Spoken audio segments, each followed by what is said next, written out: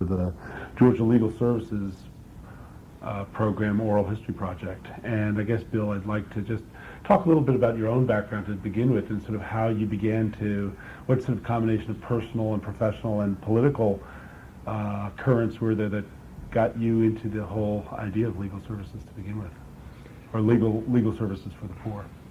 Well, I was totally oblivious to the issues, and when I went to Washington Lee University, our faculty voted not to allow Martin Luther King to speak at the chapel, and I didn't even know what those issues were, I'll be honest with you. And then I went to Virginia Law School, where we were still very much insulated from the issues, but then I clerked in the Fifth Circuit for Griffin Bell, and it was just unbelievable. All of a sudden, there's a whole new world, and we had an incredible year. That was 1965, 1966, where all of a sudden I was exposed to the civil rights movement and what the real issues of segregation were, which went beyond race all of a sudden into economic segregation too, and you could start seeing those issues. So that's when I went through a real incredible change, and so from someone that was totally uninformed, unexposed, to being thrown in the middle of... So you honestly chose to clerk in the Fifth Circuit without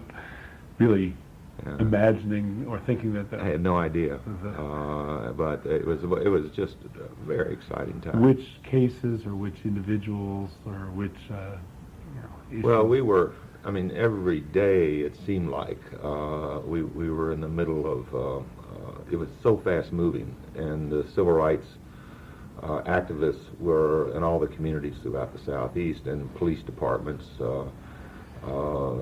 were abusing them, and so there would be TROs, three-judge panel hearings. It was so, like, we went over to Tolliver County, had, there were, the NAACP was demonstrating for schools, and one day the sheriff showed up. They were demonstrating around the courthouse, and he showed up and arrested them because there was an itinerant minister reading the Bible into a loudspeaker, and he arrested them for disturbing the divine worship, which was a Georgia statute. And we had a three-judge hearing on that. It was an obvious setup to quash them, and Judge Bell presided and asked me to find a case on receivership, and he put Tolliver County in receivership, and we gave it to the school superintendent. So it was just that kind of remaking. It was 7 days a week, 24 hours a hour, remaking the social structure of the South. It was really what was going on. And we were in Mississippi, Alabama, Texas. Right, it extended a long way. And so that was, and then all of a sudden you became exposed to what was coming out of Washington. This is the sort of the Kennedy era was coming, and Johnson era was coming, and I started meeting people that had a lot of idealism and dreams and talked about we could really change things. And then when I got out of the Fifth Circuit, a high school friend of mine, his name's Bob Brinson, he's a prominent lawyer in Rome, one of the most conservative people I ever met at the time, I thought, called me up and asked me if I would do an indigent case for a woman who, Deola Peak was her name. She was nearly indigent. What little money she had, she gave to a man to put siding on his house. She signed something, she didn't know what it was. He disappeared, no siding, and then someone comes up with a note and forecloses on her house. And then all of a sudden you started seeing the unfairness. And Bob did that because it was terribly unfair. And you get back to then the fundamental roots of what a lawyer is about. And it became, at that time, it was becoming clear that lawyers could make a difference and the courts could make a difference. So that was all the atmospherics that created a tremendous excitement that you felt like, gosh, I'm a lawyer and there's a mission. Were you based here or private practice? After I did the Fifth Circuit, I went to work for King and Spalding and practiced law there. Interesting enough, I ended up representing the Atlanta Housing Authority, and that threw me into a lot of the issues because there were a lot of activists. That's when the tenants were being organized and the community groups were being organized, and there were these missionaries from Yale and the Northeast and coming into the South on a lot of different fronts that you started listening to what they were saying. You say, they're right. There's some things to be done here. So you underwent So you almost underwent what might be called almost a conversion experience or something. An education process. Yeah, it was. My mother had been very active in working in the community all her life, and she went to Sarah Lawrence and said that she learned about dealing with the disadvantaged children. I was her first failure, but other than that. So I'd been exposed to her altruistic, but nothing like laws being changed. And when I was raised, we lived in Pickens, South Carolina. They were separate with equal facilities, and you just assumed that's the way life was. Right. Never thought that you would challenge that. And then all of a sudden, the Fifth Circuit, this influx into the South of people coming with saying this ought to change, and then a lot of the Griffin Bells, the Frank Johnsons, Albert Tuttle, John Minor Wisdons, the Bob Brinsons, and then a lot of the people involved with Georgia Legal Services. People, when they heard the issues, would do what was right, and that was the exciting thing. So let's take us from '66, when you left the clerkship, to '68 and the study about the need for legal services. Well, I got involved with the Atlanta Legal Aid Society, which a lady named Nancy Cheeves ran at the time, and they were doing the best they could off of what contributions they could get out of the community. But that's when OEO started, and all of a sudden federal funding started showing up. So Atlanta Legal Aid was one of the first, I think, to get federal funding, and a lawyer named Michael Padnos came to Atlanta. I got to know Michael. I sat on his board. That's where I got to know Betty Kerr, who ultimately was our executive director, and started hearing more of the issues. Fred LeClaire, I believe was his name, was at Emory Legal Services. Fred had done a study of lawyers and a computer study of where was economic activity and where were lawyers, and he showed that there were no lawyers in some counties in Georgia, and where there was poverty, there weren't lawyers. And that was interesting. So I got. Then I went to the Georgia Younger Lawyers section, asked them to form a committee on legal aid. Just got interested in legal aid, and Atlanta was doing well, the state wasn't doing much, and chaired that. And then Jim Elliott and I had gotten to know each other. We were in the National Guard together. Phil Heiner, who's no longer living, but was number one in our class. He's the one that got me to come to Atlanta because he clerked for Albert Tuttle. So we went through the Fifth Circuit year together, and we were very dear friends. Betsy Neely went to school with Phil and I. All at Virginia. At Virginia, and Betsy had gone into the Reginald Heber Smith program, I think was the name of it. She was a Reggie, they called it. So she was in legal services. What is that? That was a scholarship for a law graduate to go do legal aid, and so she, as I remember, went into legal services right out of law school. So she was way ahead of us, starting to know what the issues were and how people were being treated. Ben Shapiro, I met through Phil, who was a very active lawyer who cared a lot about these issues. So we started coalescing and working together. And then the idea came of, well, why don't we see if we can come up with a recommendation for some structure. And about that time, money was becoming available. The first money that we identified was through HEW, of all things, coming into the state of Georgia. And Jim Parham was the head of what we could now call, I guess, human resources. It was DFACS. DFACS back then. And Herschel Saucier was his assistant. And they were wonderful people that Betty knew, Betty Kerr knew. So Betty by then had become part of this group, and we were all working together. And we were anxious to make something happen, and we didn't quite know how to do it. But we wrote a report recommending that there be set up a corporation to receive funding to provide legal services. That is after Jim and Herschel, working with Betty, said, yeah, we think we can do this. And back then, that was very revolutionary, and so we had to be very conservative. We thought it was important to get the bar, and it was. And so at St. Simon's, I remember standing up and giving the report, and to my amazement, some lawyers started standing up and saying it was the right thing. Stell Huey from Atlanta was one of the first to stand up and say, let's do it. So the board approved it. They were conservative about it, so we wanted to be the Georgia Legal Services Program, and they had to put the word indigent in there, so it was the Georgia Indigent Legal Services Program. And there was a real meshing of forces here. There was the status quo people of, are you taking away my legal services? And there were others that, are you attacking my clients? Because the consumer, anybody involved with consumer matters, didn't like what we were doing because they were ripping off people, charging tremendous interest rates. And so we got it passed, and then it took a couple of years to get it funded properly. Let me backtrack and let's Yeah. look at some of these points in a bit more depth. You mentioned, I think, in passing Emory, and I was just curious. I saw some reference that Emory had a community legal service center, and I was wondering if Dean Johnson was involved, or just sort of, was there any sort of activity coming out of Emory? Well, Emory was there, and that was important. Fred was the executive director, as I remember, the head of it.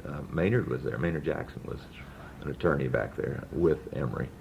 And so it was part of the stimuli in the atmospherics of things. So it was very helpful. It's pretty lonely. There was a small group of us. We got very excited about things, but the mainstream of the bar was not into this.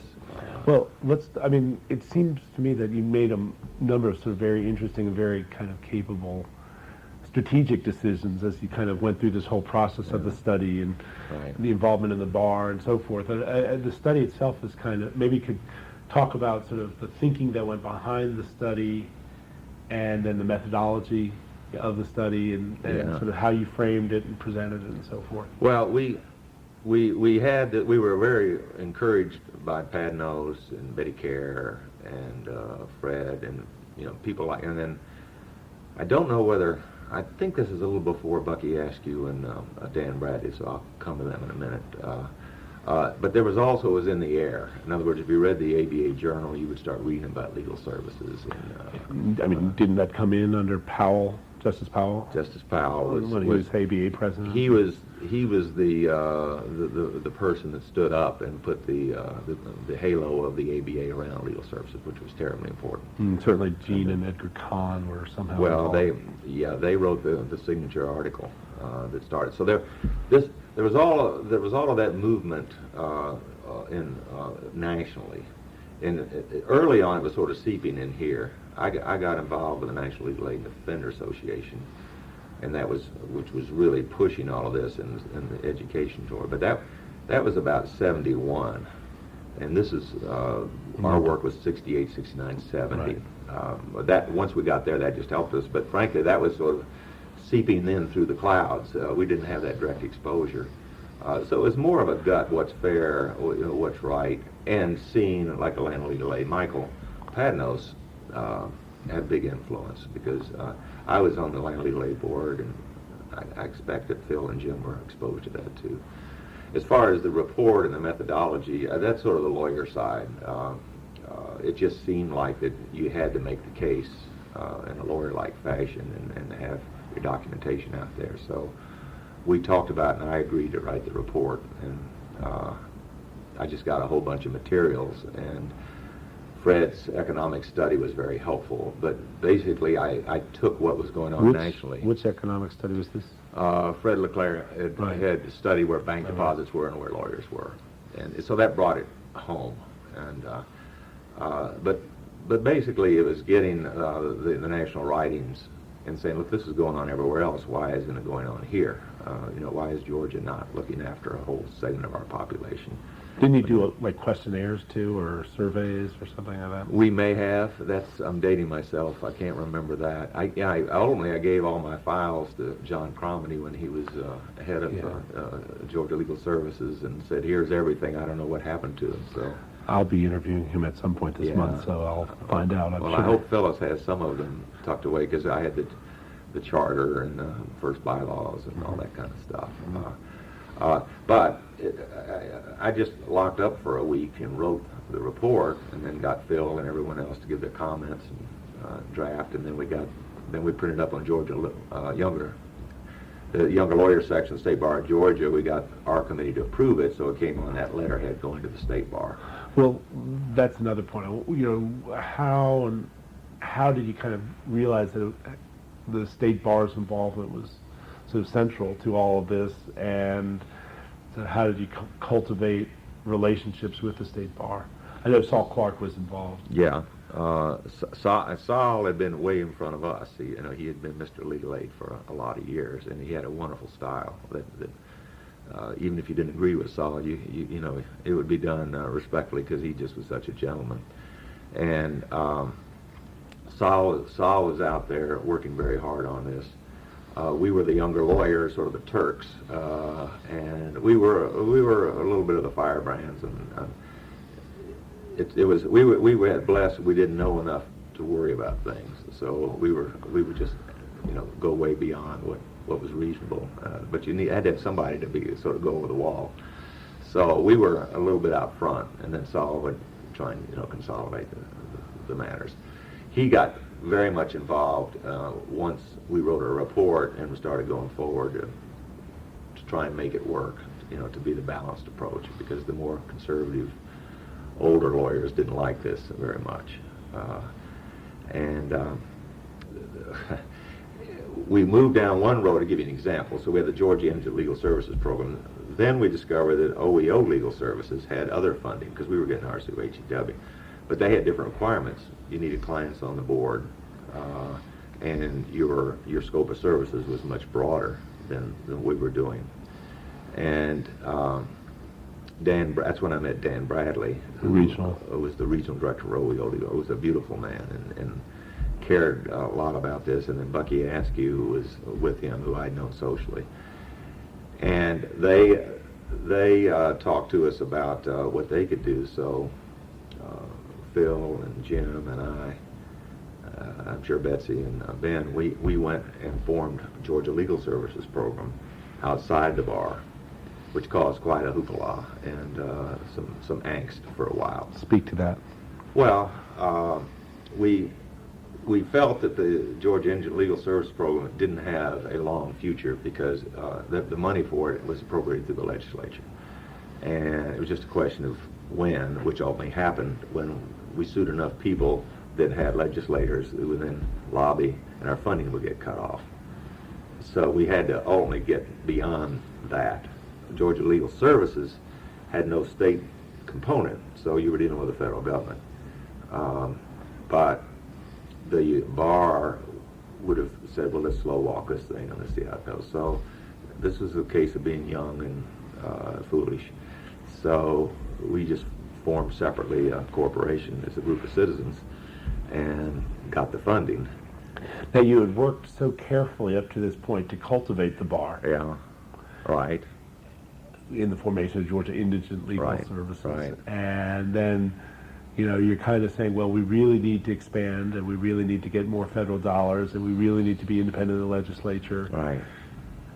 Right. Well, if me my age now, I would have done it differently, and I would have. We had some real friends and supporters within the bar. Cubbage Snow Jr. out of Macon was just fantastic, and there were others. Gus Cleveland. Gus. Gus had a little problem with the Georgia Legal Services Program. That was on his watch. He came in as president. It was a calculated risk that let's get the money first. It's better to ask forgiveness and permission, and ultimately we worked it out. There were some bruised egos, and it took a while, but we worked it out, and then the bar ultimately pulled back together around this program. But it was going real fast for the constituency. But I think sometimes you just have to. You can't marginalize or incrementalize. You just have to blow something up and rebuild it, and that's what we did. And that's probably the only way we could have made it on a statewide basis. And it worked. There was enough. The bar, it's great. There are enough good people that they came around. Let's go back to the meeting, the presentation in St. Simon's. What sort of led up to that? I mean, the report's written, and you're going to make the presentation. Well, the report was written, and we felt pretty well documented. At least it was thick, so that impressed people. And and we were all inside the organization. In other words, I was ultimately chairman of the Georgia Young and Lawyer section. Jim was, and so we got along great with everyone, you know. And part of the way the bar works is you keep a civility, and we may disagree, but we're still have a bond with each other. And so we tried to find people ahead of time and talk to and say, here's what we're doing, here's why we're doing it. We hope you'll be supportive. And so when we came in, we had some people we knew would speak, but we just didn't know where the majority of the people would be.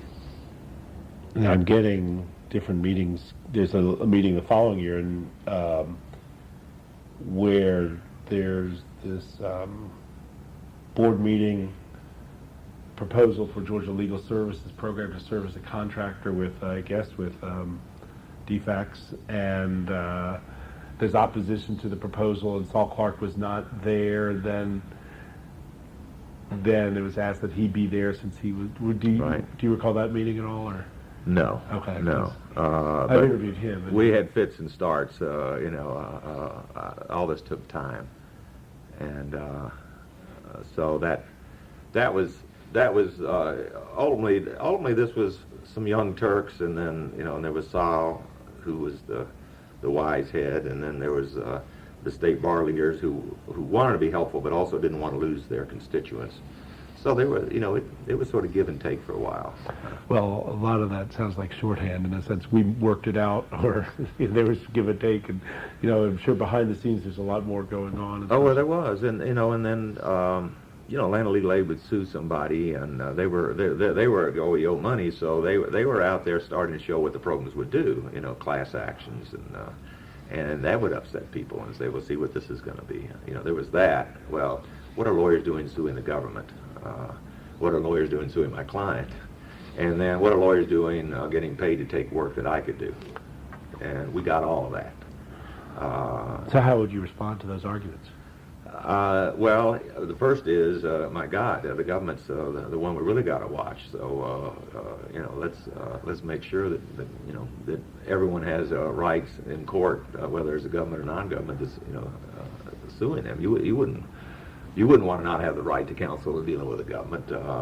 As far as your clients, well, you know, if they've been unfair, they've been unfair. You know, and so, you know, we just have to, you know, just. Sorry, but that's just the way it is. On the third one, you're taking legal services. That was a harder one, and you got on the question of Judicare, whether or not some of the money ought to be going to the private bar to do the same work, and which was sort of a raging debate at this time. Before people understood that there was great sophistication to the poverty issues, and that a lawyer probably wasn't qualified to understand the regulations dealing with Social Security and all that kind of thing. That was a harder issue, and we may have talked about, well, we'll try some Judicare programs, you know, where appropriate.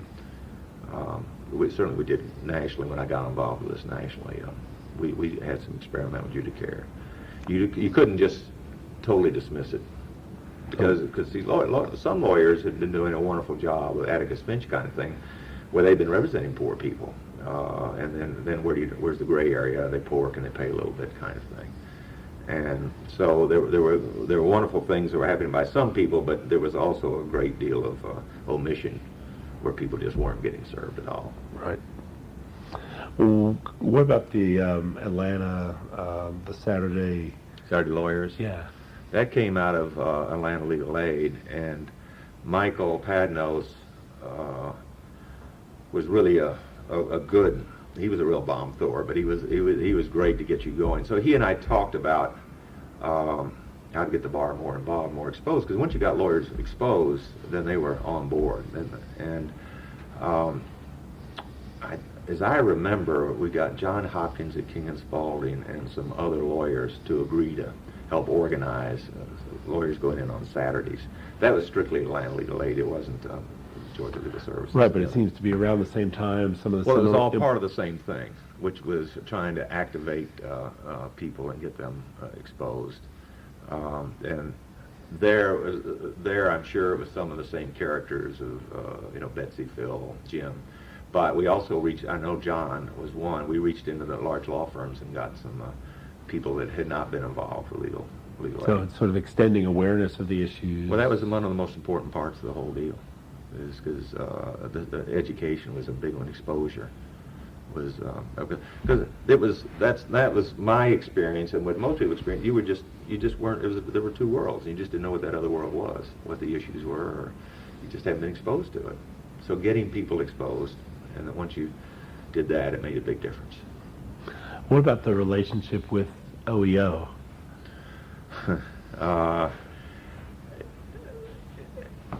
It's funny. The time was, and I'm blurring some of the times because it was '71 when I first got exposed to Gene and Edgar Kahn and NLADA and some of the national stuff. But there's earlier connection with OEO. But all that was downstream, but upstream. I guess Sarge Shriver started OEO, and Earl Johnson, I suppose, was the first head of OEO Legal Services. And Earl's a wonderful person, and there were a lot of really good people, and they were trying to move fast and do the right thing. But a lot of idealism came down from them, and a lot of hope, and a lot of belief that you could really make a difference and change the world. And that was the good part of OEO, and then the exciting part. Then the hard part of OEO was making it work, and because they rightfully said, look, it's not you guys in big law firms, it's the clients. So the clients should run the programs, and so there should be clients on the board, and you ought to be doing a lot more for the clients. And that was a culture shock, and also is very inefficient, but it was right. It was right. So we went through that, and Betty was fabulous because she was so much better equipped to understand those issues and to lead us through those issues because of her husband Al had been active in the union, and Betty had been in organizing herself, as I remember. What was her background before she got involved? I think she'd have to speak for herself. Right. I think that Betty was active in union work and some organizing before she got involved with legal services. In sort of the liberal wing of the Democratic Party. Yes. So she really understood the different components and their interrelationships, and most of us had no background in that or exposure to that or sensitivity to that. I saw there was one issue where folks from OEO were a little leery that the state bar had signed on. Right. Well, there was suspicion between the state bar was the conservative crowd, so there was suspicion about them. The state bar had suspicions about these bomb throwers, the attorneys that we started hiring for the programs, who were these idealistic, somewhat paranoid people coming out of God, we're going around the South and they're all going to lynch us kind of thing. And some tricks got pulled, like one of our early attorneys in our program is now the head of Atlanta Legal Aid. Steve. Yeah. What's his name? If you hadn't asked me, I would have remembered it. Okay. But Steve, we put down in Brunswick or Savannah, and he got sued by a lawyer, sort of a character named Joe Bergen, who's well known down there. So Steve was early on, my God, I'm being sued in court. So Phil Heiner and I went down and literally had to beg Sonny Seiler, but he did it, who was a well-known lawyer, good lawyer, to represent Steve. Steve Gottlieb was who it was. Right. But see, there's an example. There was the conservative element of the bar. Well, I'll show these guys a trick. But then the leadership of the bar stepping up. Sonny didn't want to do it. Everybody's probably furious at him for doing it. But he did. And then there's Steve, who's coming out to save the world, but then he gets hit between the eyes. And that was the kind of stuff was going on all the time. And so you had, and then you'd have clients that didn't trust the bar. Sometimes didn't even trust their lawyers. I've been in more than one meeting where I was locked into the meeting by the clients. You're not getting out of here until you guys agree to. You remember any particular ones? This was down in New Orleans for the NLADA one. But I can remember clients showing up and demonstrating, and then over time, this is moving forward. PAG was sort of the union of legal services attorneys, and this was national, but it was here too. Started trying to take over the movement, feeling that the bar and others were not moving well. And they sort of isolated themselves, and they started losing funding, and then the bar was brought back in. So there were the gives, and the ebb and the flow, and the give and the take. But I always said in legal services, there was a great group fighting the outside, but if somebody wasn't outside, they'd fight each other worse than they did the outside. So they eat their own. And that was just sort of part of it. You had this tremendous energy, but it was not cohesive. That's a good way to put it. Yeah.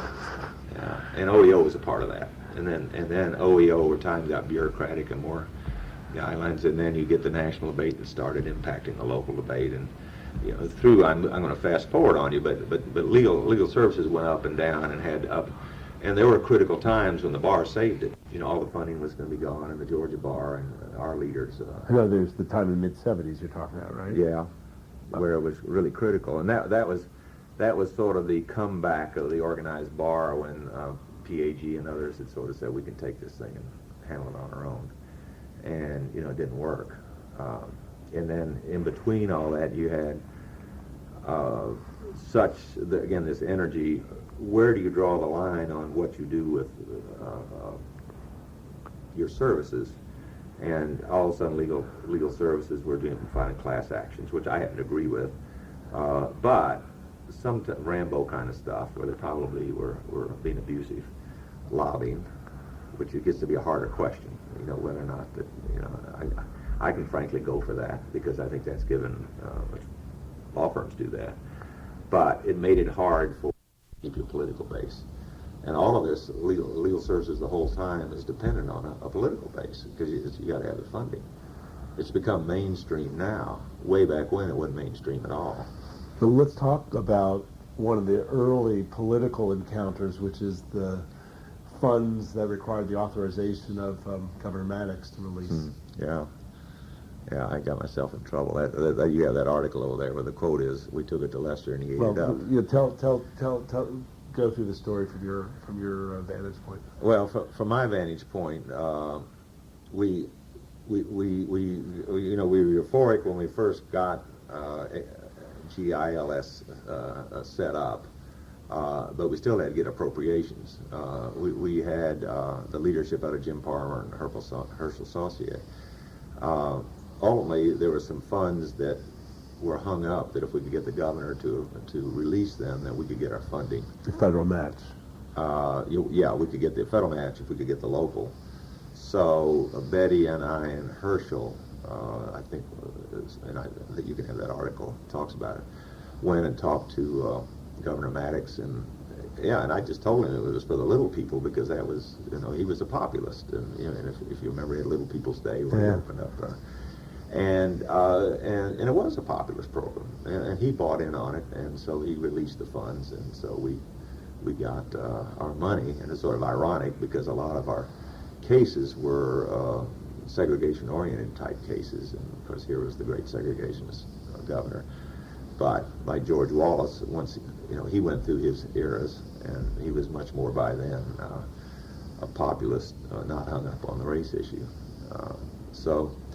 That was an important thing for us because it's sort of like Nixon in China. If you could get Lester Maddox to get funding for your program, then who could be against it? Yeah. Do you remember that meeting in the governor's office? Not well. I remember a lot with Herschel and Betty and Jim working through all this, but it was. Well, it's just interesting what I told you. That the people in government, Betty, Jim, and Herschel, and I guess on the national level, Don Bradley. That they, they're advocates. They see the need. I mean, sort of curious to me. How would you describe sort of their involvement in all of this? Well, for this legal services to work, there had to be sort of an alignment of the stars, and but for a Dan Bradley, but for a Jim, but for Herschel, that part of the equation, without that part of the equation, you wouldn't got your funding.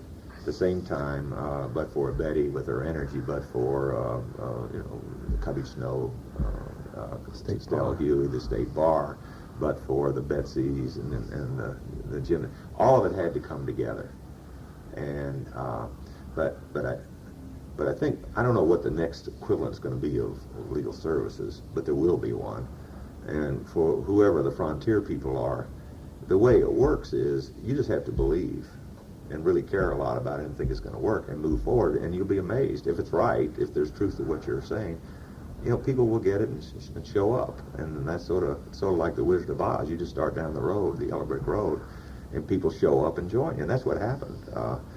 I could never have told you on day one when we started how we'd get where we get or where we would get, but it was these personalities along the way, and I'm sure there are many more I've left out. That's all Clark, Speak about Phil Heiner, because he is deceased, and I think memories of him should really be on the record. Well, Phil and I were in law school. He was number one in our class, and just a brilliant man. Came down, clerked for Tuttle, Elbert Tuttle, and so he had that experience of, as I did, of being involved with sort of the federal reworking of the social structure of the South. We both left and went with large law firms, and he was very committed in this area to legal services. Did a lot, and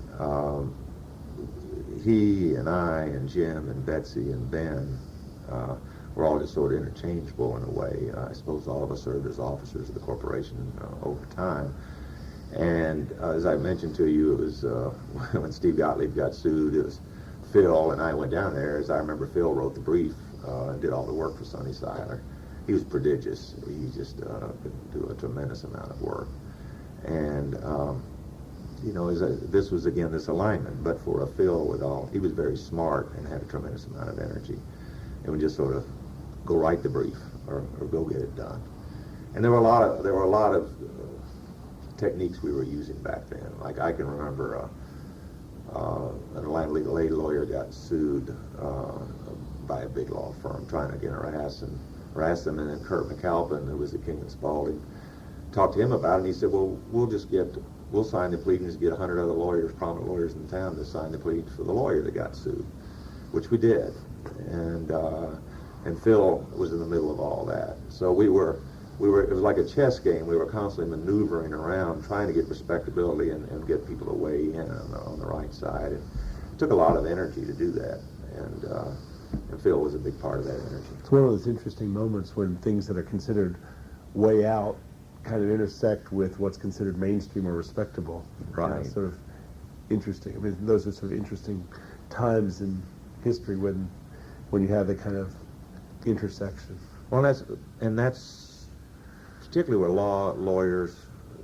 That's the beauty of what we do, And if you'll look at it that way, because as society changes or needs to change, it's the innovative lawyers, it's the lawyers that are flexible in their thinking, that can sort of move with sort of trying to find truth that will help make the change occur.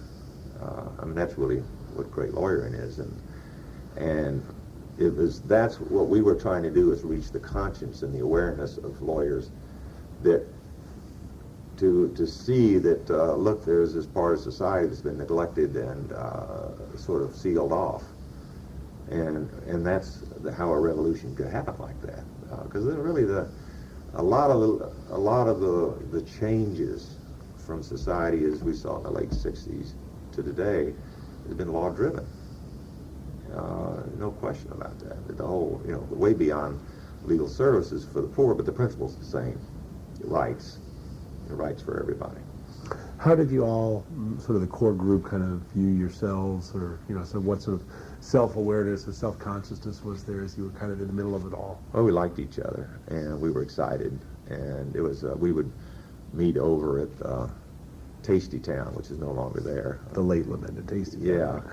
and often, and it was a buzz. There was a real buzz about this, and we all had our day jobs and had to put in our billable hours, but there was a sense of and of excitement, and then there were some real personalities, characters, that I was been mentioned to you in the legal, and the OEO side and the legal services side,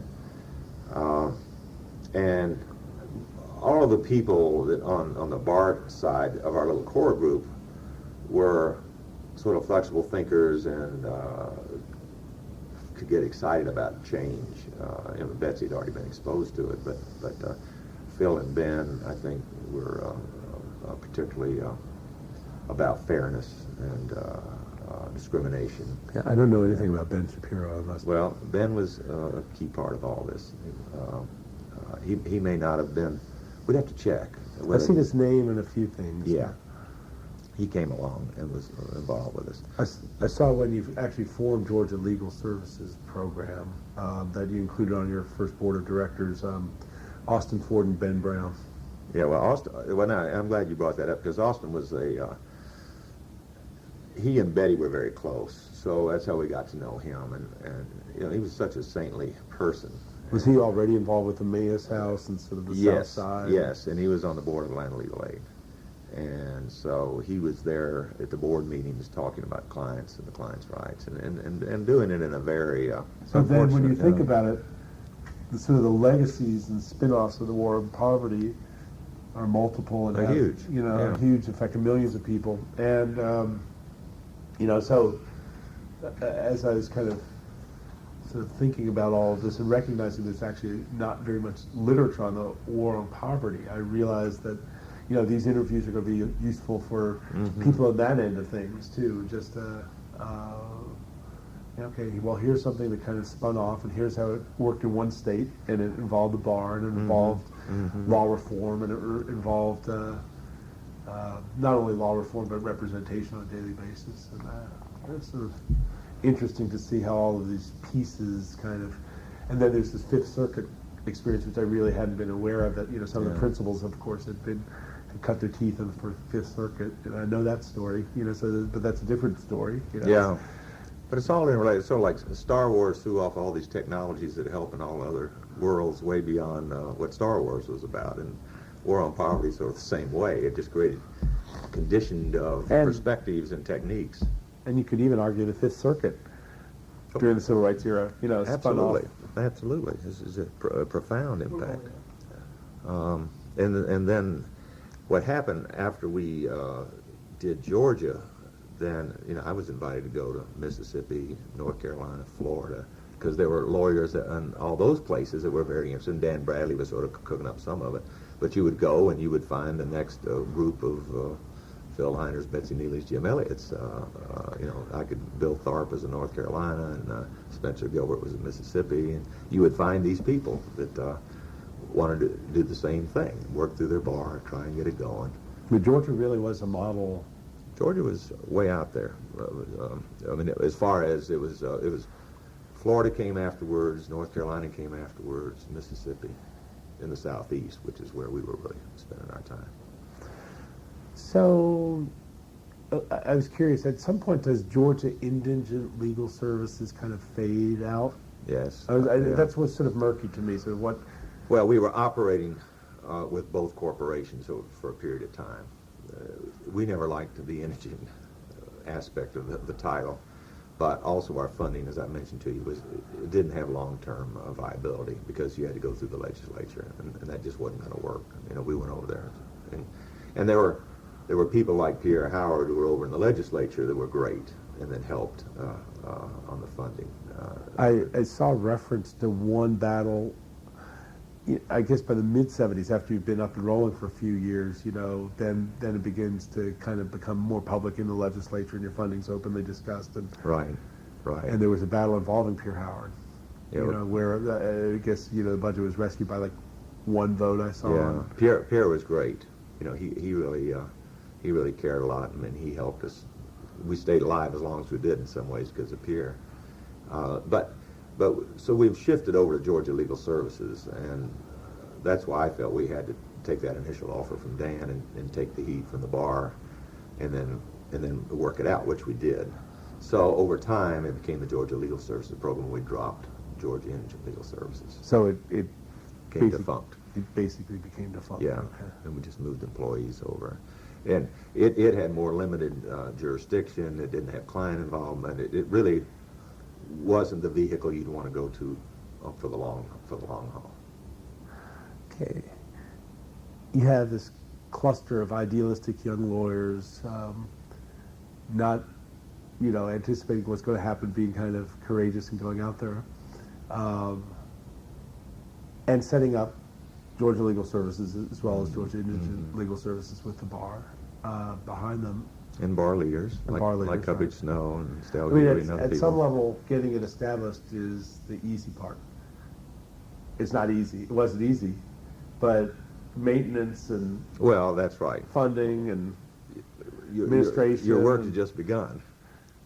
And it says once you get it, then you got to make it work. So then, sort of, what are some of the early issues? First, say 4 or 5 years, 3 or 4 years, after you've got the corporation established. We're going out in the state and going jurisdiction by jurisdiction, trying to get offices going and dealing with the bars there. Like Mary Margaret Oliver was in Gainesville. She worked for us on our program, and she got Gainesville going.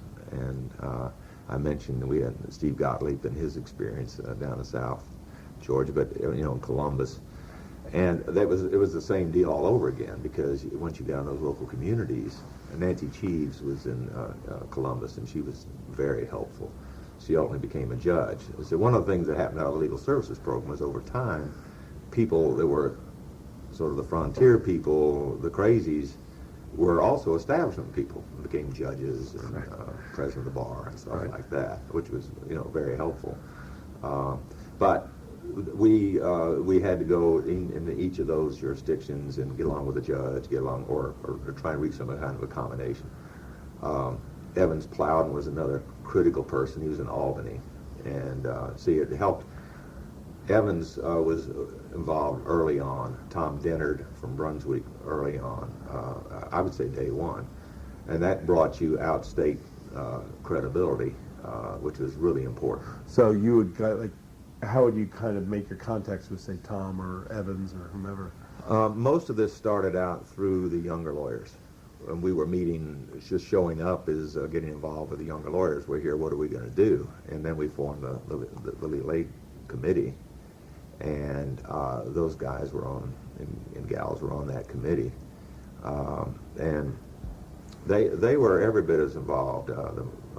Now you're fresh in my recollection, is giving it the critical support, letting their name, because these are very good people, and their energy and lobbying.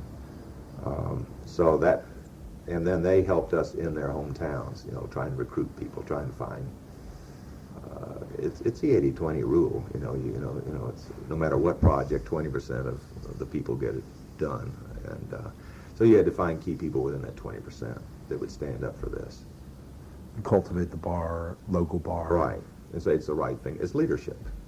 The people say, oh, well, if Tom and Evans say it's important, and it's the right thing to do. I was wondering how you decided to go into Gainesville, or how did you, Brunswick, or, Well, we couldn't go in Atlanta because it was already funded through Atlanta Legal Aid and Emory. So our job was to go out in the state. So you'd pick the population center, but also the politics. I mean, Rome was hard. Columbus, we had Nancy. John Cromedy was up in Gainesville, so he was helpful, and then there were bar leaders that would help us too. There was, I think, Frank Myers in Americus. Milton Carlton was in Swainsboro. So there were a host of people, Albert Fendig in Brunswick, that would do the right thing, and who were recognized as leaders, in their jurisdiction. Within a few years, you expand to, I don't know how many cities and how many lawyers and so forth, but within a couple of years, there's a fairly significant expansion. There's hundreds of thousands of dollars, if not millions yet. Right. And right. What are some of the issues, growth issues, with this kind of very early expansion? Well, I took it through through the getting going, getting funding, knowing it was going to work, and then Betty was a key part of that, and then she left as executive director, and I turned my attention, and she turned her attention to the criminal side, and we formed the Georgia Criminal Justice Council. Right. She became the executive director, and then I was involved with that. I'm much more of a conceptualizer, architect, get it going, than make it work. John and I think Jim probably stayed with, and Ben probably stayed with it. Stayed more with keep the program going, make it work, and with which tremendous amount of issues. And then I got very involved on the national scene and with a lot of NLADA and the ABA, and I felt that I could help the movement in that way. So I'm not the implementation person that could really tell you once it reaches a certain point. But I bet there are some of these budget crises that you were sure, involved with. I mean, sure. I saw, that things seemed to shift when, as early as '73, as you move into the second Nixon term, where I saw that the new HEW regulations deleted legal services, and then Nixon appointed Howard Phillips as director of OEO. The OEO takes a different turn. Right, right. And then, I was involved nationally with that. So our move was to get the Legal Services Corporation started, funded, get out of the politics of OEO. Could you talk about sort of that whole process about the formation of Legal Services Corporation and some of the issues and compromises and? Yeah, all this, as I said, is a chess game, and strategic-wise, you wanted to get away from where the pressure points were and to insulate yourself. So we needed to get out of the administrative side and become a separate corporation. And that was driven through the ABA, and the ABA, endorsed it. I had a meeting with the Nixon White House on behalf of the ABA Young Lawyers, which I then went and formed a legal aid committee with them. Then I was head of the ABA Young Lawyers with Jeff Donfield and I can't remember that. Bud Krogh was the guy's name. Both of whom became part of the plumbers and were in trouble. But they were very nice. I used my ABA credibility contacts, and that's what you did, was you got the same approach that where you get highly regarded, like Lewis Powell, you get highly regarded lawyers that had standing, and say we want you to do this, and it's the right thing to do. So the bar really made separate Legal Services Corporation work. Sort of recognizing that the political winds were changing. You had to insulate it. There's a different orientation toward these types of programs. Right. Just to try to circumvent that. Well, the far right of the Republican Party, California was, Ronald Reagan was governor. And Howard Phillips came out of California. Howard Phillips came out of there, and there was great resentment, and the Reagan camp just had an anti-legal services program, so you could see it coming. We were fighting the Murphy Amendment, the Edith Green Amendment, all these things from the conservatives trying to gut funding for legal aid. I don't know the Murphy Amendment, the Edith Green Amendment. Well, Senator Murphy was an old actor himself, and Edith Green was a congresswoman out of Oregon, both of which were to limit the scope of what the funds could be used for. And in essence, they were amendments that would ultimately would gut the program. So, but those were sort of the rallying cries for us trying and getting the bar to stop the efforts to kill it. Meanwhile, you had Cruz Venoso and CRLA, which was the activist legal aid program out in California, organizing growers and bringing class actions, and so that was the part of the turmoil. And legal aid lawyers got to be pretty darn good lawyers, and they started winning a bunch of cases, and then that really upset the conservatives.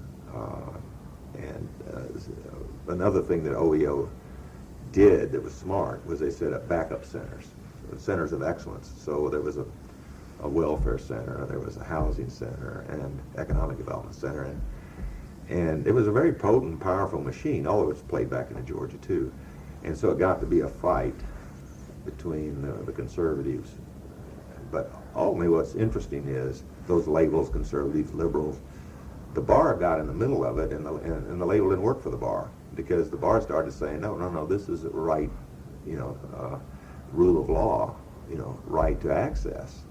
And that's only what saved legal services. Whether it was a, quote, conservative bar leader or a liberal didn't make any difference, because the issue got defined in the right way.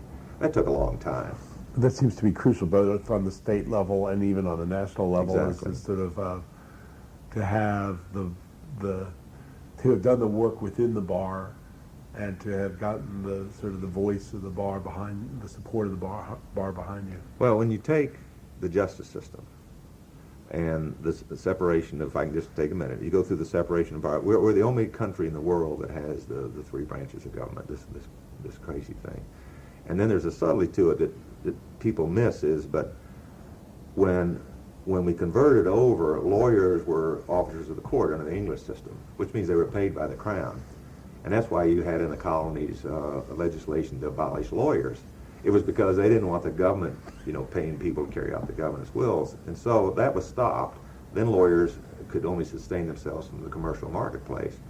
But there was always a special bond where lawyers were also, quote, officers of the court, which meant you had an obligation, if you were a lawyer, to also to help carry out the justice system. And that's worked, and that's what the bar is all about. So if you get the group that's reposed with a lot of responsibility to make the system work, and they say legal aid is an important thing, it carries a lot of clout, because that's sort of their bailiwick. And so that's been the key is to get the leaders of the justice system to say, this is something we've got to do to have a democracy the way it was envisioned in the first place. And one other example of that is Sandy Dallenberg, who was the president of FSU now, but was the president of the ABA, brought an action in Florida where they got the Florida Supreme Court to recognize that there's a right to counsel on the civil side, going back to old English common law. And no such action has been brought in Georgia or other places, but there probably should be. Because when you go way back up when in history, there is a right to everyone to have access to the system, and you can't do it without a lawyer.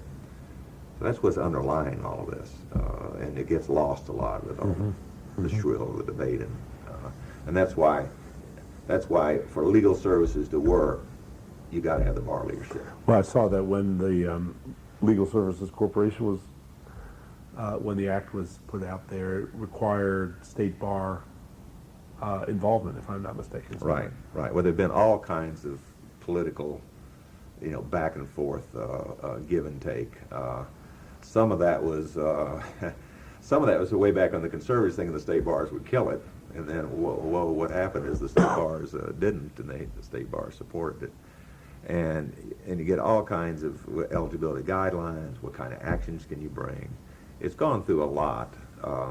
One of the real heroes in recent times was John McKay, who was head of the Republican, viewed somewhat on the conservative side, came in and really helped save the funding for... 94, 95. Yeah, because he, and before him, Warren Rudman, people who are viewed as being leaders on the conservative side, but on this issue, said, you got to fund it, you got to do it.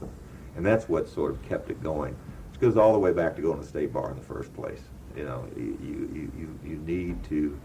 Legal services needs not to be a fringe movement, but a mainstream movement. Well, again, I'm struck by your wisdom as younger lawyers in adopting that strategy way back when in 68, 69. Well, Phil and I went to Virginia, but I'd say out of all the group, we were sort of schooled in civility. And they'll go outside and throw rocks at it, but get inside, and that's just our upbringing. So we always got along with the bar, even though there are parts of the bar that we just really didn't agree with. I'd be curious, were there times when were there particular sort of crisis points in this sort of early evolution that could have gone either way, or you were scared that whatever? I mean, that where every other day. Well, it was really, the first one was St. Simon's, what would happen. And then there were times when, we were sort of maybe misguided going down one path, and like with Saul, been there forever, Saul Clark, and he was very patient with us and brought us into, don't rock the boat so much. We got to work it, and work more through the system, and that worked. How would people like Jack Adams, Covey Snow, Gus Cleveland, the bar leaders you had to have, how would they react? And they came out great. Any of those went the wrong way, you had a real problem.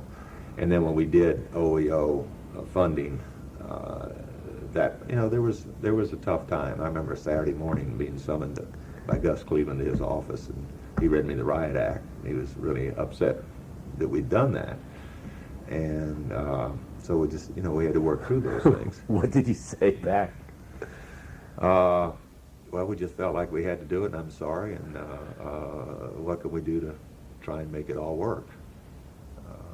And so we did, and he did.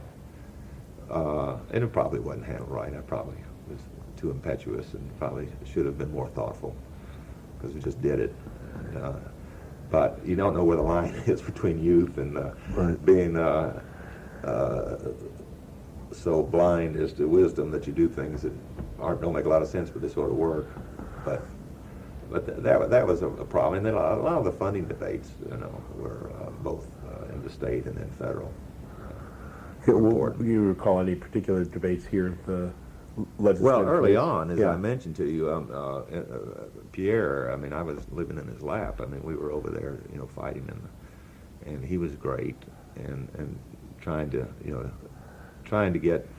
He had just come in too. He was in the class just come of '74. He was yeah. a freshman legislator. Somewhere in there, Norman Underwood was very helpful, because he was in and out of the governor's office, and it was just getting people like that to help you find champions.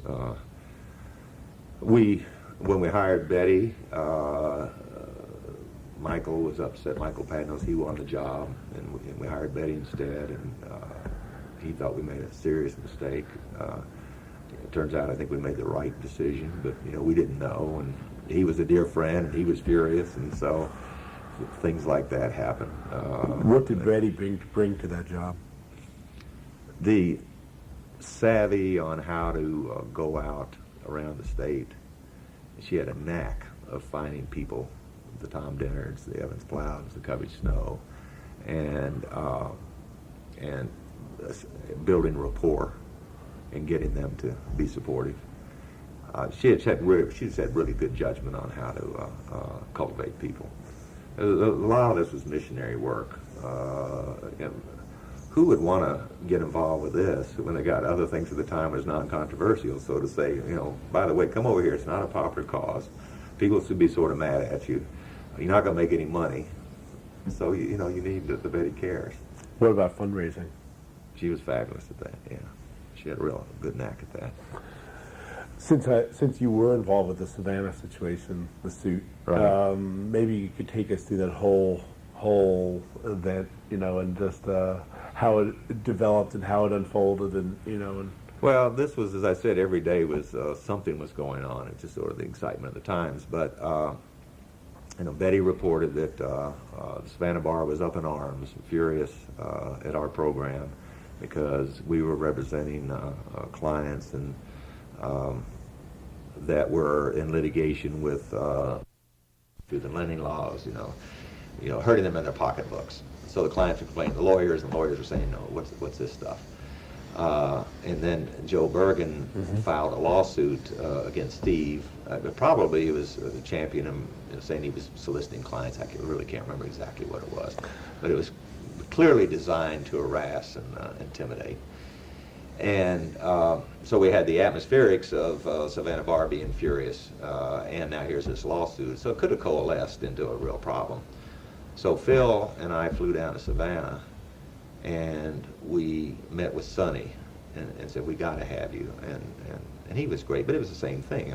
Sonny had 8,000 other things going on. You know, he owned UGA and taking him all the ball games, and that was a better part of life than what we asked him to do. So, but he agreed to do it, and Sonny had become a really good friend through the George Bar, and that's why all of this worked. You know, we made friends and all this, and then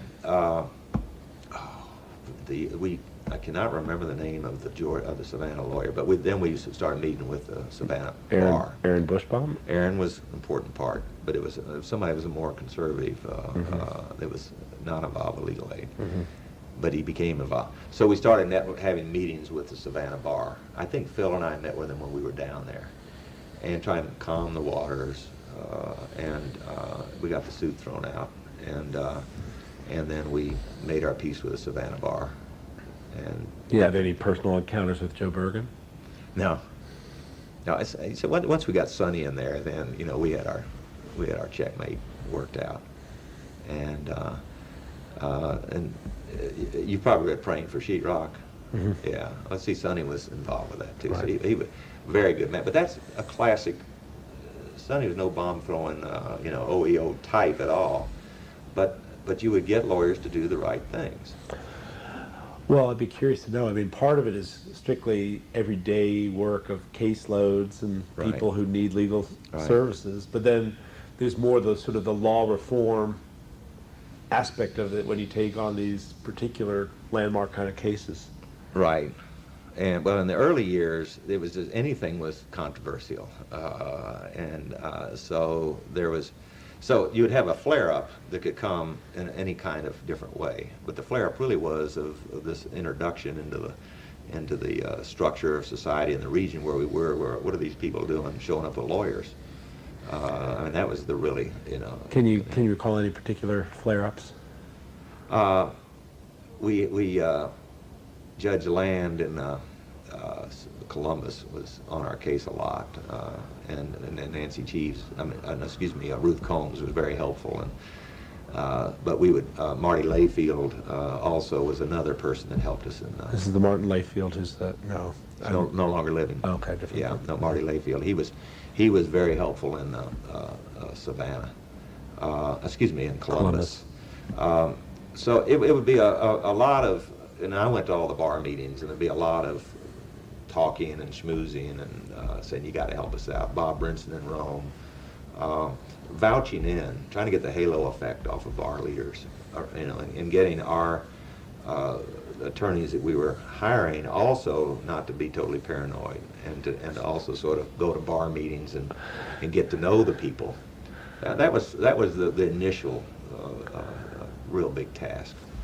Is trying to amalgamate, make it work, make legal services an accepted part of the structure and the system.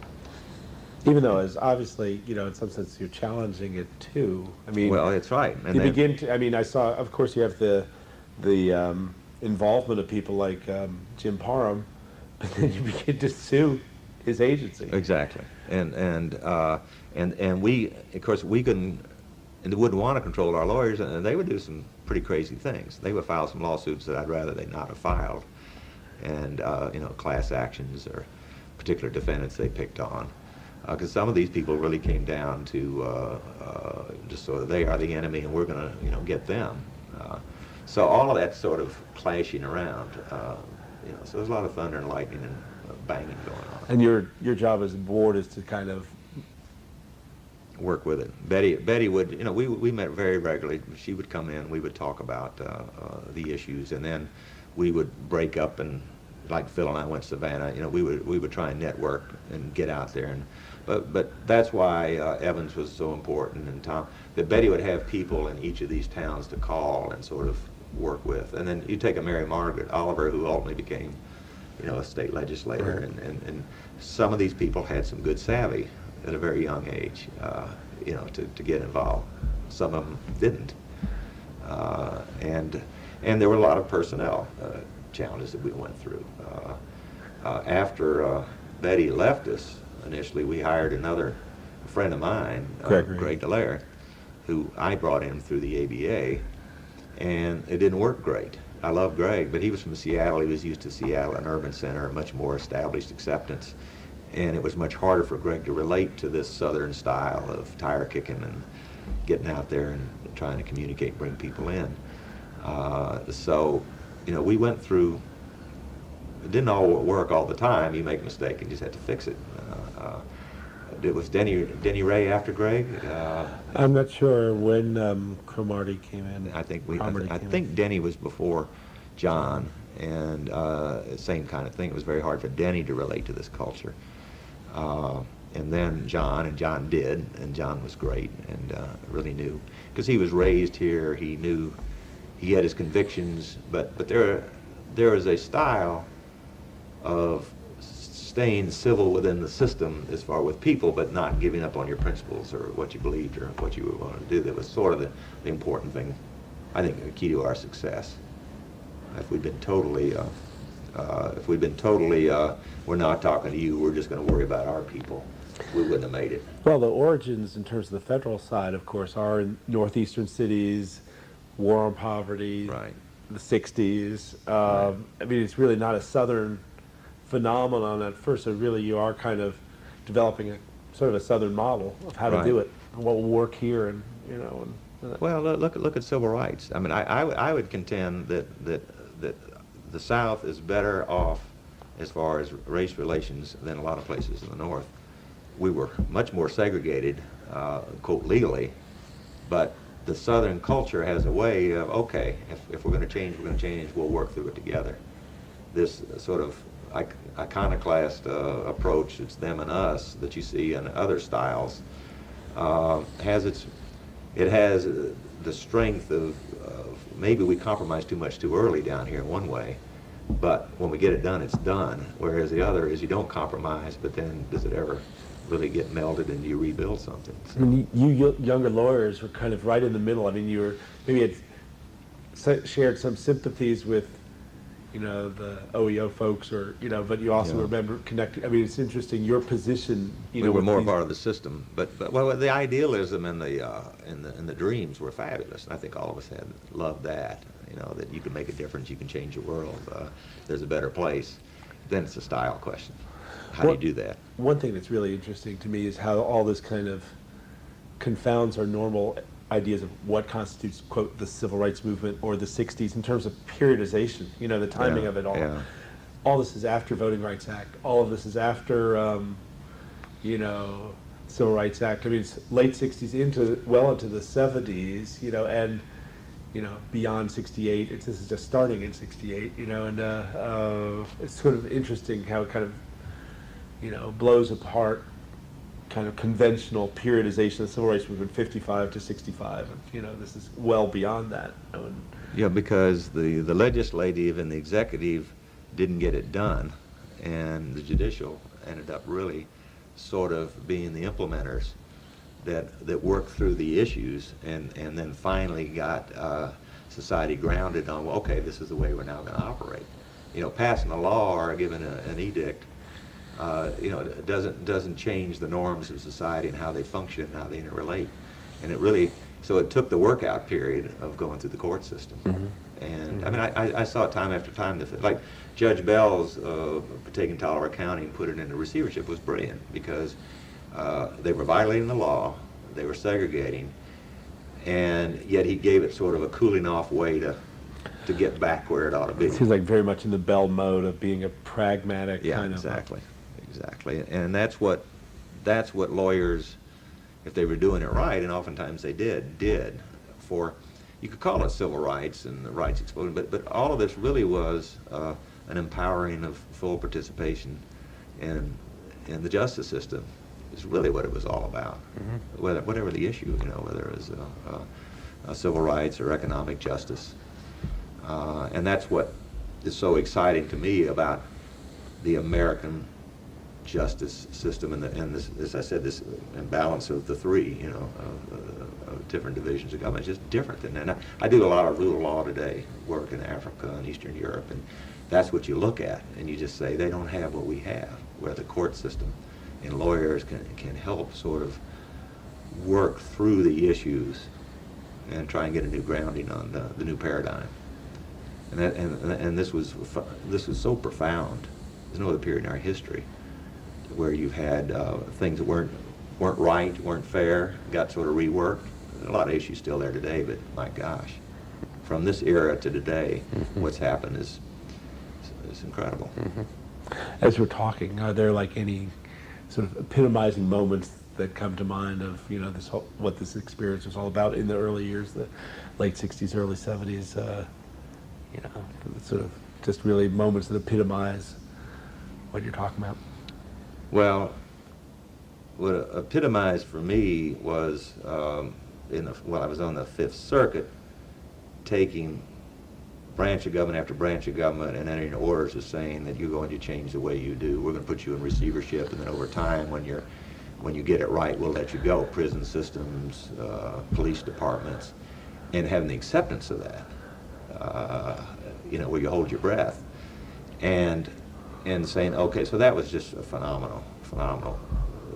People don't understand it, you know, unless you've been there. But you know, they look abroad and they look at, you know, what's going on in the West Bank or what's going on in Bosnia. Well, we had as just as a fervent disagreement, and yet it got done. It got fixed. A few fringe people defied. I can remember meetings. It's funny. Sonny Seiler and his law partners in Sea Island, Georgia, in the 70s.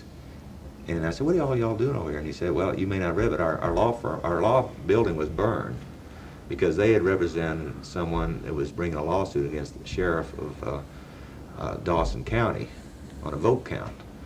And Bob Hall and the Supreme Court of Georgia had ruled that they'd rigged the ballots. These guys represented the dissident, and their law firm was burned. Clearly, you know, it was a reprisal. And it was shocking to me. They were all carrying guns. Well, that was going on in a lot of different ways for lawyers. I mean, Frank Johnson, as a judge, got a threat every day. Yeah. And we sit here today and we just think, that's not true. But so that, to see what happened back then was incredible. So that's one thing. The other is, all of a sudden to see, I took this case with Bob Brinson for DLOP. We ultimately got the people that had her note to agree to tear it up. So here was a woman who didn't have any money, had aluminum siding put on that didn't work, had people about to take her house away from her and put her out on the street, and the legal system stopped that. And it was really Bob. I helped him as a local guy. But then you go into legal services, and that started happening all the time. And you started seeing class actions being brought to change practices. So it was incredibly profound to see a lot of the system shift. You don't see as much today, but back then the system shifts because of lawyers representing these folks. And the system was so stacked in so many ways, whether it was voting, you know, you had to take a literacy test and pay the poll tax, or you know, lending practices. You know, all these people were just being killed by predators. And all that started, you know, we started running those people off through lawyers. So that's those things. There was just zillions of examples, but those were the profound kind of things that happened. Remember any client that comes to mind other than the woman in Rome? Oh gosh, there was. I mean, just there were so many. You know what I remember the most is you know, the Austin Fords and the Regas Ortiz was out of New Orleans, who ended up being on the Supreme Court of Louisiana, was a private practitioner that cared so much about legal services. The Nancy Cheeves and the Betty Cares, those kind of people that didn't have any other reason to do this other than they cared so much. And so that was seeing people, you know, dedicate their lives, you know, to make a difference, you know, to have a purpose of helping other people. Then you would see the clients, you know, the Dorothy Boltons and the other people that had a lot. I'd say they were very proud of what was done for them and appreciative, and then they started helping other clients. So you'd see them; they would be our client representative sitting on the boards, and so it gave a lot of hope, and it gave a lot of standing. In other words, participation, I guess, is the things that were so compelling.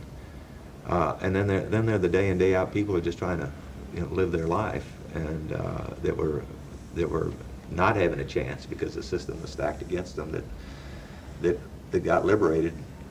And today, most of those people that are now liberated don't know they didn't have a chance because the system's been changed. But now there's a whole set of new issues. We've got a Latino community, and now we have to start.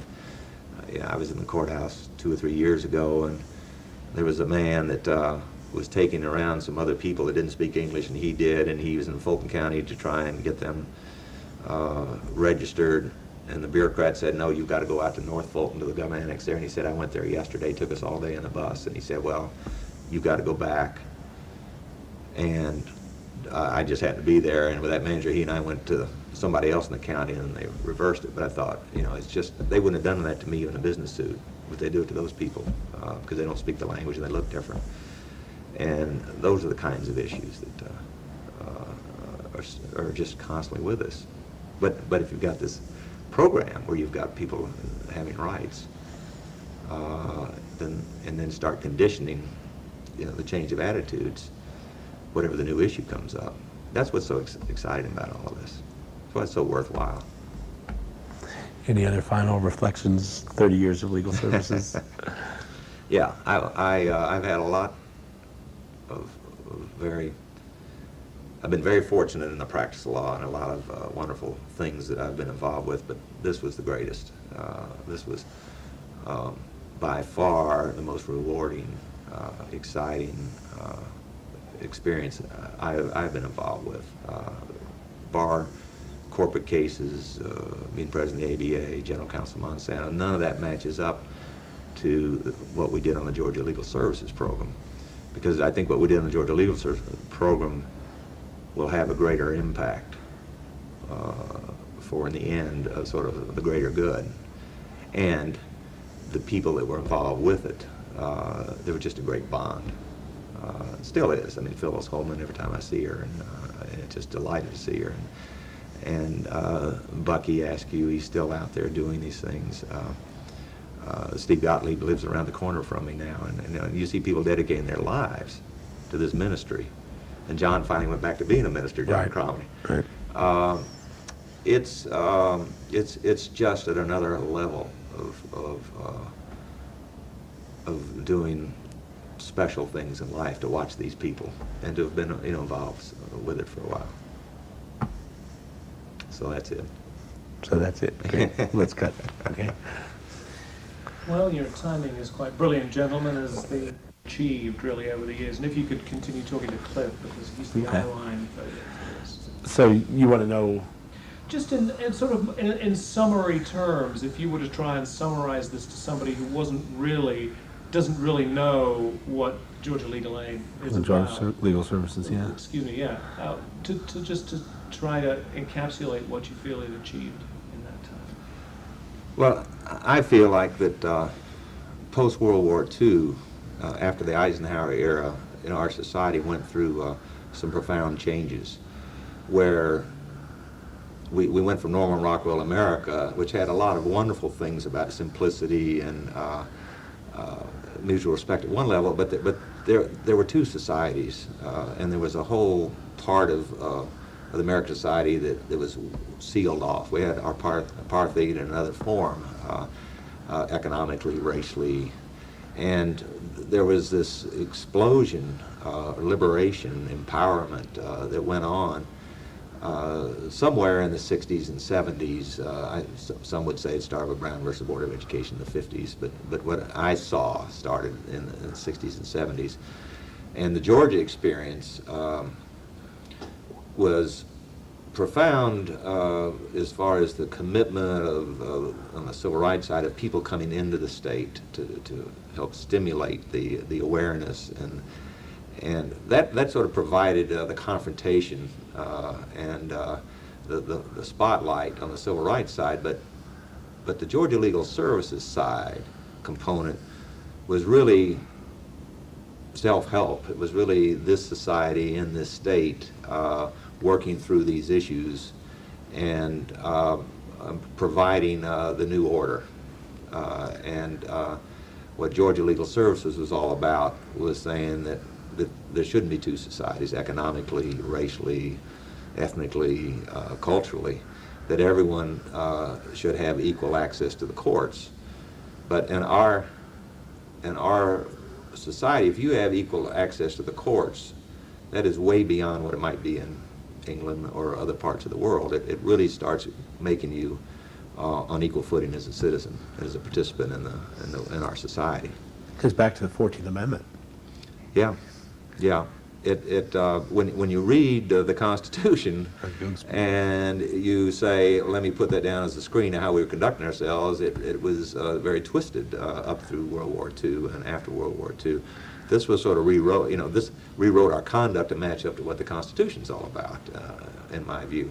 But what Georgia Legal Services was unique about, to me, was it really was people who were sort of looking the other way, like me, saying, well, I've got my world, being brought into, being tapped on the shoulder, and being brought into these broader issues, and responding responsibly.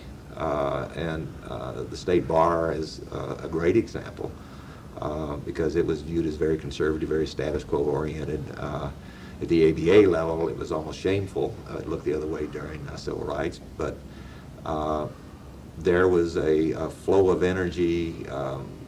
The Georgia younger lawyers were part of that, but there were a lot of other people who were part of that. And the most important part was a responsiveness back by the people that were in leadership positions, whether it's the courts or whether it was in certain branches of government, but certainly at the bar. And the only other thing I would add to that is that there was a legacy that was given to us by the Lewis Powells and the Saul Clarks, the Kurt McAlpins, a lot of people, that was about fairness, and you got to treat people right. What happened with Georgia Legal Services, it started making that the issue on taking those principles and now saying, how do you apply that to what's going on out here for these people that are on welfare, that don't have lawyers? And because those principles hadn't been applied to a larger part of our population. And that's what Georgia Legal Services did. So if I were to try and sort of capsulize it for someone who isn't a lawyer, who isn't from Georgia, I would say that we had a society that had some real blemishes, and structurally it had some real blemishes. And what Georgia Legal Services was about was providing access to remedies to then start dealing with each of these areas of lack of rights. And that empowerment that the structure of the Georgia Legal Services gave was a very dramatic change in the way we did business here. And now we have that mechanism that works with whatever the issues of the day are. The other question was to ask, what did you learn from it all? What do you think, thinking back over the years, how was that instructive? The Georgia Legal Services program was a wonderful experience for me because the essence of lawyering that I wasn't aware of out of law school and really hadn't thought through is having the purpose of furthering a just society, which means that you really have an obligation to help other people. And so those of us that participated in this program were blessed to be exposed to the issues and allowed to participate, because I was sort of drug into it by exposures through clerking on the Fifth Circuit. When I got there, once I saw the issues, I sort of got it, but I wasn't aware what the issues were. The OEO Legal Services people, the Betty Cares, other people that were in those issues that took the time to sit down and explain to me and to other people, here are these issues. And is the most rewarding experience I've ever had, because it gave me a sense of purpose that there was something that I did that was helpful to other people, and I got more out of it than they did, because giving is by far the greatest reward in life, in my view. But I was led there and helped there by a lot of people that this program represents, and I always want to be reminded of that and get back on course sometimes when I get too much caught up in self-interest. And that's why I marvel at the people that are career people in legal services, because they are very giving, caring people that are carrying out a ministry. That's clearly what they're doing, and helping people every day. Okay, great. Thanks for those questions, because it's the civil rights, Auburn Avenue sort of, Right. Energy going on. Organizations, Yeah, right. and that's where I got to know Andy Young, and I was doing work with Andy on his first campaign. Well, I saw, and I didn't bring it up because I thought it was sort of beyond sort of the purview of this, but I saw that there's the Save Georgia Indigent Legal Services effort when the legislature, it finally gets into the legislature. It had been appropriated with no discussion. It was all Right. closed door, but Right. it finally got on the floor. Right. And they voted to cut it. And, Right. and there's this crisis in mid-70s, and I gather that Young was like involved in the Save Georgia Indigent Legal Right. Services campaign. He lent his fundraising name. It's the same kind of legal, civil rights kind of crowd that was all, you would just flock to whatever causes and vouch in each other. Right. What I didn't tell you was the details, but what happened on Tolliver County was we got word that there was a real crisis, and we immediately had to have a 3-judge court, because, see, these things are breaking the violence, and so we rush over to Augusta, and this Judge Morgan, who's pretty conservative, Judge Bell, and Judge Scarlett. You ever heard of Judge Scarlett? Yep. He still was thinking Plessy versus Ferguson was good law. He never would accept Brown versus Board. He was from Savannah, right? Federal district judge. Yeah. That's our panel. We show up, and then we have Justice Department people who have no idea what the South's about, and they're looking around like, am I going to live? We had Howard Moore, who Right. was with Don Hollowell. Right. He was his protege. And we had a guy named Charlie Block from Macon. Right. Oh, old Old name, big Georgia time lawyer. politics, right? And I'm this young lawyer sitting there. And then in the front row, we have this itinerant minister with green sunglasses on, reading the Bible constantly. He's the one that showed up and read the Bible on the loudspeaker, and then the sheriff arrested everybody for disturbing the divine worship. And this just was a mind bender, and it just gets better. So up pops Charlie Block to argue the case for the county, and he reads from Plessy versus Ferguson, separate but equal. See? And Judge Bell, excuse me, that's no longer good law. And Judge Scarlett said, oh, yes, it is. And so I'm sitting there as a law student hearing this stuff. And it was that kind, and of course, the Justice Department legal eyes were that big, and Howard Moore was, oh my gosh. And then at lunch, Judge Scarlett, who was just quite a character, stood up and he says, Charlie, you want to go to lunch? This is Charlie Block, representing. Right. And no one, they didn't go on backwards, He drops his robe on the chair, walks down, he and Charlie walk out the courtroom, and Judge Bell was just mortified. And so we had the hearing and all this testimony, and it all got into segregation of the school system. That was what it was really all about. But it was out of, this era of the 50s or before, from one crowd, and then there were these people from the Justice Department who were totally ineffective because they stylistically didn't know how to deal with anybody. And Howard Moore, who did, Right. he sort of swinging, and that's when they went back to decide, Judge Scarlett handed Judge Bell he said, here's my dissent. I know how you're going to rule. And that's when Judge Bell called me back and he said, find me a case on receivership. Here I'm this young lawyer. I thought, school system receivership? Of course, there was no such case. So I found him a bankruptcy one.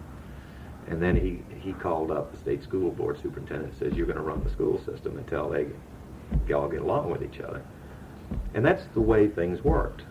Very pragmatic, follow the law. But you can't just sort of say you violated all the laws and, go to jail. I mean, you got to meanwhile, you got kids to look after and you got systems to run.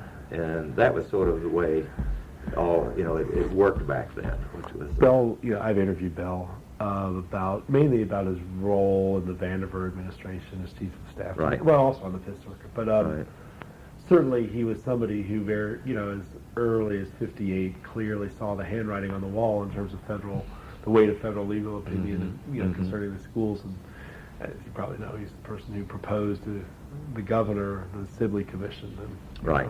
He was one year with Judge Bell, he was wrongly, I thought, tainted as being very conservative. He's very pragmatic. He was not an ideologue like Wisdom or Tuttle, but he was a fairness guy, and he had his own style on how to get things done. one of the real interesting documents is his confirmation hearings for U.S. Attorney General. I've often thought about having my students at Georgia State read it because it's all about his role in the 50s, in the Vandiver administration. And it's sort of 400 pages of, was he operating within the Southern system worked, and I got in trouble with some of the people in legal services, particularly nationally, being very suspicious of this guy from the South. Because I would be much more inclined to want to go work and talk it through and not say, that crowd is the bad crowd and we're the good crowd, because it's just not my upbringing. Well, yeah. I mean, actually, it seems that you were here, at least, ideally positioned because you could navigate reasonably well among these different constituencies or crowds or whatever. Right. Sort of interesting. And it takes all. It takes some that are, wrap themselves in gasoline and burn themselves up, and to get attention to the cause and to be the first one over the wall. But then it takes some people also to say, well, let's get both sides sort of working this thing out. That's real interesting. And we had a combination. In legal service, we had a combination of all of that. But as I said, the real bouts, and the hardest part was when we would fight amongst ourselves, because that seemed to be the most unproductivity. But on the other hand, the clients kept us honest, the professional attorneys kept us honest, but we kept them honest. Right. Because everybody made a run on their own and said, well, I'll do the system the way I think it ought to be done. And none of them worked by themselves. They all had their tails tied together, Right, painful as that was at times. Right. Interesting. Well, anyway, a little poke. Good.